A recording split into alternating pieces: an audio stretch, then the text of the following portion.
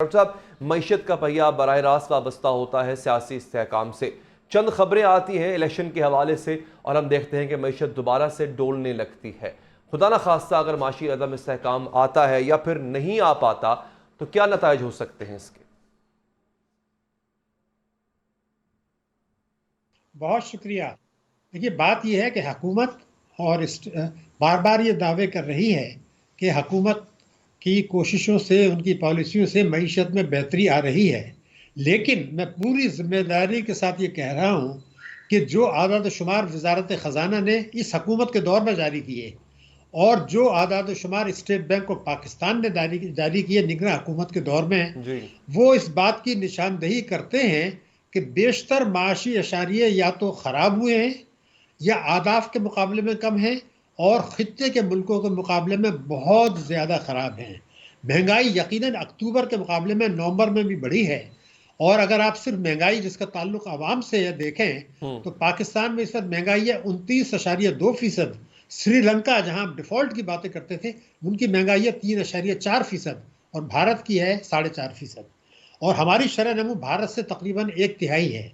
ये बातें इस बात का सबूत हैं कि निगरान हुकूमत भी आर्मी चीफ की कोशिशों के बावजूद निगरान हुकूमत भी माफिया और अशराफिया के जेर असर है और जो कानूनी इख्तियारात उसको हासिल हैं उनसे दानिस्ता इनराफ कर रही है। इसलिए स्टॉक एक्सचेंज के अलावा आप देखें तो सिर्फ एक बेहतरी आई है, वो ये कि उन्होंने इम्पोर्ट्स में कमी की। इम्पोर्ट्स में कमी करने से तजारती खसारा कम हुआ। बाकी बेशतर अशारी अगर आप देखें तो मुस्बत रुझानात नहीं दिखा रहे। बिल्कुल ये वाज़ेह है, इसमें कोई शुबे की बात नहीं है। और अगर आप चाहें तो मैं ये बता दूं कि इस साल हदफ था मईशत की शरह नमू का 3.5%, ये 2% रहने वाली है। महंगाई का 22% था, ये 29.2% है। आज जो टैक्सों की वसूली हमारी है जिसमें ये कामयाबी के दावे कर रहे हैं, अगर उसमें से NFC अवार्ड के तहत जो सूबों को रकम देनी है आप वो दे दें तो जो कुछ बचेगा सूद की अदायगी उससे 2000 अरब रुपये ज़्यादा है। तो अभी तो आप सूद ही अदा नहीं कर सकते, तो पूरा मुल्क जो चलाना है वो तो फिर आप कर्जों पे चलाएंगे। बाहर से जो रेमिटेंसेस इस 5 महीने में $1.3 अरब गिर चुकी हैं और जी। पिछले साल $4 अरब गिरी थी। तो मुस्तकिल रेमिटेंसेस में गिरावट है। और ये इस बात को सबूत है कि जो हुकूमत कह रही है कि हमने क्रैक डाउन करके कुछ बहुत ज्यादा कामयाबी हासिल की है, वो नाकाम है। इसलिए कि आपकी रेमिटेंसेस भी गिरी हैं, हमारे रिजर्व भी जो इस हुकूमत के दौर में $800 बिलियन डिप्लीट हुए हैं। गिर यस। गए। आप इसके अलावा अगर देखें बजट खसारा शायद तारीख में सबसे ज्यादा हो, जबकि तालीम और सेहत में और तरक्याती अखराजात में जो होना चाहिए उससे 900 तकरीबन 9000 अरब रुपया कम है। तो बजट खसारा तो फिर 16000 हो जाएगा आपका। तो अगर आपका सिवाय स्टॉक एक्सचेंज के और आपने इंपोर्ट्स कम करके जो है वो तजारती खसारा और जारी हिसाबात का खसारा कम किया, कहीं कोई बेहतरी नहीं है, ना फॉरेन डायरेक्ट इन्वेस्टमेंट में ना बरामदात में। और लेकिन अगर आपने $5 अरब की इंपोर्ट्स कम किए हैं जिससे शरह नमू सुस्त हो गई, लेकिन करंट अकाउंट में फ़ायदा सिर्फ $2 अरब का आया हुआ है, इसका मतलब ये कि बाकी जो है वो आपका इन्फ्लोज ख़राब हुए हैं और न हुंडी हवाला कम हुई है। और इसलिए कि वरना तो तरसीलात आपकी बढ़ती, जब फ़र्क था ₹30 का उस वक्त के मुकाबले में भी आज हमारी तरसीलात नहीं है। तो हमें तस्लीम कर लेना पड़ेगा कि सियासी अफरा तफरी होना नुकसानदेह ज़रूर है, लेकिन इंतखाबात होने के बाद भी कोई बेहतरी आने वाली नहीं है। मैंने पहले भी कहा था, आज भी कहा था। इन दोनों से कतई नज़र जो हमारी मईशत की सूरत हाल है, हमने $1.5 अरब का जो शुरू करना था वो कैंसिल कर दिया हुकूमत ने खुद। तो अगर आपने हिकमत अमली ये गलत बनाई थी, और ये शवाहिद हैं कि निगरान वजीर ख़जाना शमशाद अख्तर ने काबीना को और जो हमारी SIFC है उनको ये बावर कराया कि जनाब मईशत में बेहतरी में तो बड़ा टाइम लगेगा। अगर हम ये कहें कि जनाब स्टॉक एक्सचेंज की तरक्की जो है वो मईशत की तरक्की का सबूत है, तो वो हम जल्दी दिखा सकते हैं, हालांकि कतई नहीं है। स्टॉक एक्सचेंज उस वक्त भी ऊपर जाता रहा है जब मईशत कोलैप्स कर रही थी। वही हुआ कि आपने सेंटिमेंट्स क्रिएट किए कि $125 अरब का FDI आ रहा है, जिसका बहुत जल्द आएगा ये कहा, जो कि आने का इम्कान नहीं है। और जो कुछ आएगा उसको हम कहेंगे परेशान कुन सरमाकारी। जैसे रेकोडिक में तो जुर्माने की वजह से आई, अब मजीद आप लेते हैं तो वो तो नुकसान का सौदा होगा।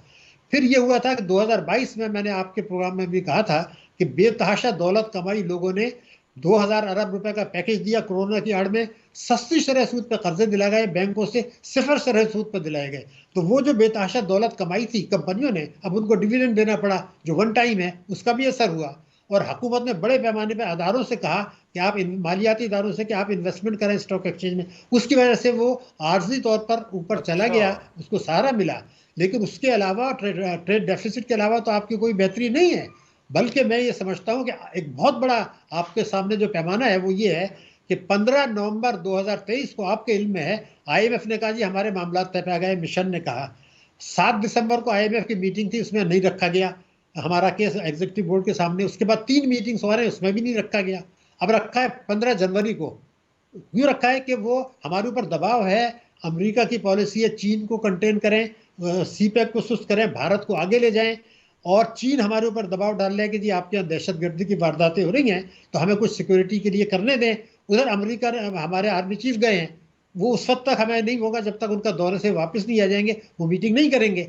वो अब अमेरिका उनसे यही कह रहा है कि जनाब ये जो आपके यहाँ दहशतगर्दी की वारदातें हो रही हैं इसको भी आप कंट्रोल करें, मगर सबसे बड़ी चीज़ ये कि चीन के साथ आप उनको कुछ ज़्यादा बरात ना दें अदर देन कॉरिडोर, और क्योंकि वो जो कुछ मांग रहे हैं वो उनको ना दें, और सी पैक को सुस्त करें। और भारत के साथ जो आपका एग्रेसिव रवैया है उसको ज़रा सा आप बेहतर बनाएं, क्योंकि वो आपका पड़ोसी है, उसके बगैर गुजारा नहीं है। तो दुनिया में जो न्यू ग्रेड गेम के तहत तब्दीलियां आ रही हैं, हमने उसका इदराक करने की ज़रूरत ही महसूस नहीं की। हम वही कर रहे हैं जो 1980 से कर रहे थे।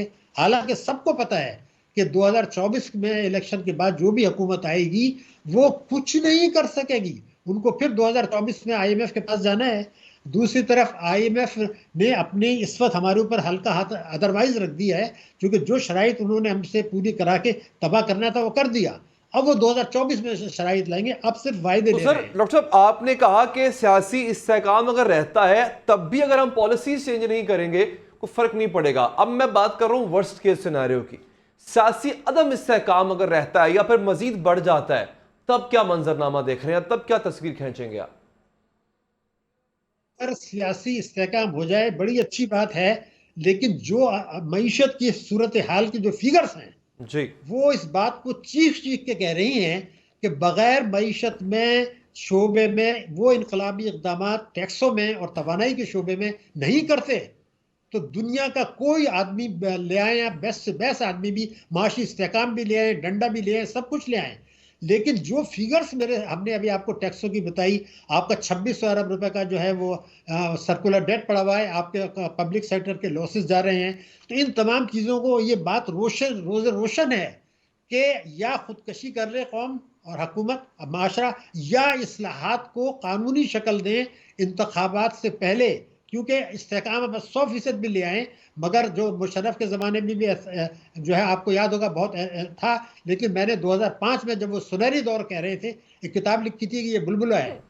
तो आज भी वही सूरत हाल है कि अच्छी चीज़ है सियासी इस्तेहकाम, लेकिन अगर इंतखाबात से पहले टैक्सों में, तवानाई के शोबे में हमने इस्लाहात को कानूनी शक्ल नहीं दी, वो जिम्मेदारी बनती है स्पेशल जो हमारी स्पेशल इन्वेस्टमेंट फैसिलिटेशन काउंसिल, जिसमें मिलिट्री और सिविल नुमाइंदगी है, वो कानून साजी कर ले कि अगर जो इंतखाबात के बाद हुकूमत आती है इस पर अमल नहीं करती तो उनकी मेंबर हुकूमत ख़त्म, जो लोग इलेक्ट हुए हैं उनके टिकट पर वो उनकी ख़त्म मेंबरशिप। अगर ये नहीं करते तो दुनिया का कोई नुस्खा मेरे पास ऐसा नहीं है, न किसी के पास, कि वो मईशत को ठीक कर सकें। बिल्कुल वाजह है, हालात बहुत खराब, न्यू ग्रेड गेम चल रहा है। ठीक है डॉक्टर साहब, बहुत बहुत शुक्रिया।